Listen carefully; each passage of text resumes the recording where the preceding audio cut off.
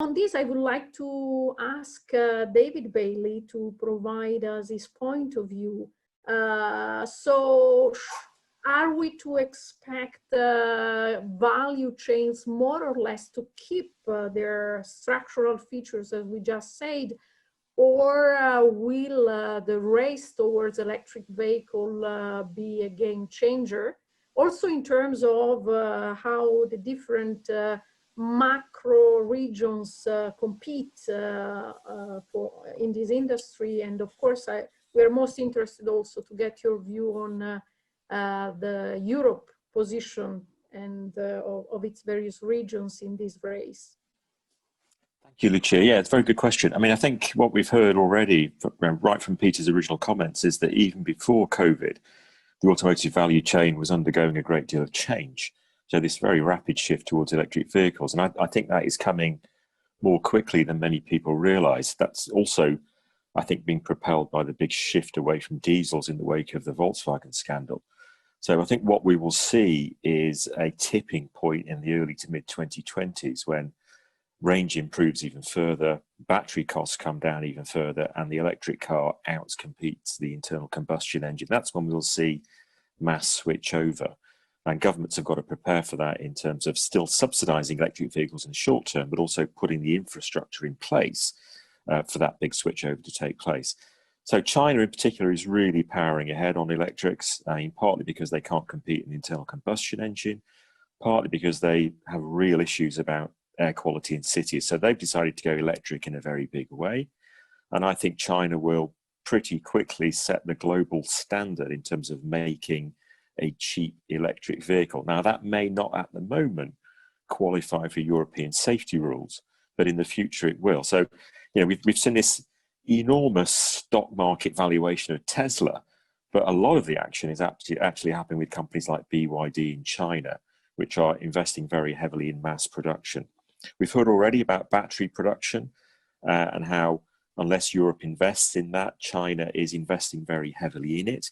It may anyway control key parts of the battery value chain. So a lot of that lithium and cobalt we were hearing about being mined in, say, the Congo, actually anyway goes to China for processing and then on to users elsewhere. So Europe's got to invest in battery production and also recycling. One other point is, I think with the exception of BMW, Renault, European companies are playing catch up here. You know, Europe developed some very smart regulation to encourage reductions in CO2, but manufacturers then went down the diesel route in a massive way. That was a huge mistake. They're now having to backtrack on that and play catch up on electric vehicles. So unless the mass industry in Europe adapts quickly, it risks being wiped out by the Chinese. That is my big fear, kind of Carmageddon fear. We are seeing, as we heard, COVID accelerating a shift to EVs. So the latest figures just out for Europe from the second quarter, plug-in vehicles taking about 7% of the market, hybrid just under 10%, other forms of alternatively powered vehicles, a small figure. So in total, alternatively fueled vehicles, about 19% of the market, about 1 in 5 cars in Europe. That's before the really big shift takes place. Now, when that big shift does take place in terms of electrification, that's probably going to need far fewer jobs in assembly and the supply chain because electric cars are much simpler. And the estimates I've seen of that range from between 15 and 50% fewer jobs, a kind of average figure of about 30% reduction in employment in the auto industry. So potentially very big job cuts coming. The other thing with COVID is that it led to shutdowns in some days, as many as 100 days for car companies in terms of production and closures to dealers. That means a big cash hit for car makers who were already facing squeezed margins and the need to invest in new technology. So there's going to be a reckoning at some point from that in terms of the cash needs of the industry. That will, I think, promote further collaboration between firms. The city I live in, Jaguar Land Rover, increasingly finding it difficult to fund new research and development in these new technologies on its own, having to collaborate with the likes of BMW, but also further mergers and takeovers. You know, we've got Peugeot coming with Fiat Chrysler. That will have an impact on the supply chain. Question marks about Daimler, whether it can continue, and Renault. So big potential changes coming. Another couple of quick points, if I can.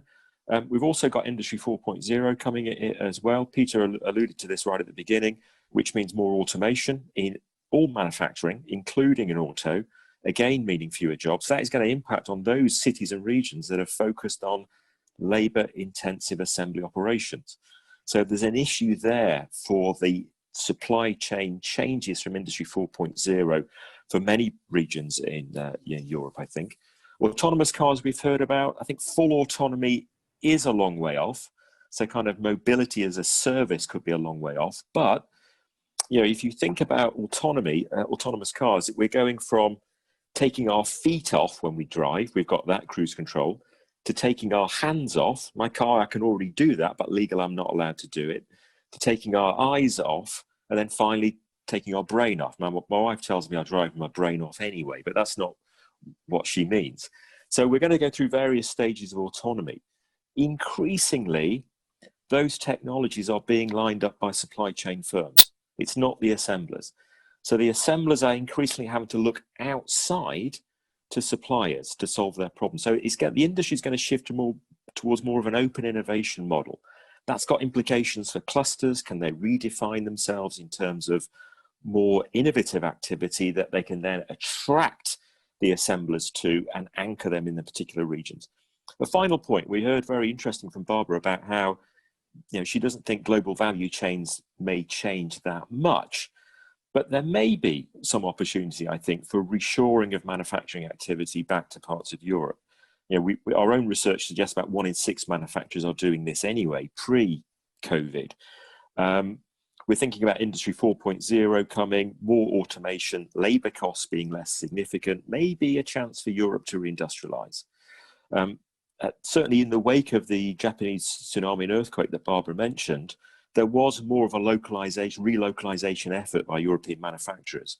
You know, it was interesting that Nissan dealt better with the impact of that than, say, Honda. And that was because of Nissan's links with Renault. It could source locally in Europe. But reshoring isn't guaranteed. There are big challenges to actually doing that in terms of skills, in terms of access to finance, even things like the land for more manufacturing, much of which in the UK we've lost to retail and housing. So just to sort of finish off with, I think big opportunities, big challenges. I think some big challenges for smart specialization as a kind of regional industrial policy, because, you know, it's not just about diversifying out of what a region has and repositioning on a value chain. There's a completely different value chain that is coming. Is how do you anticipate that and reposition yourselves for a different value chain in the future? So on that note, I'll finish and thank you.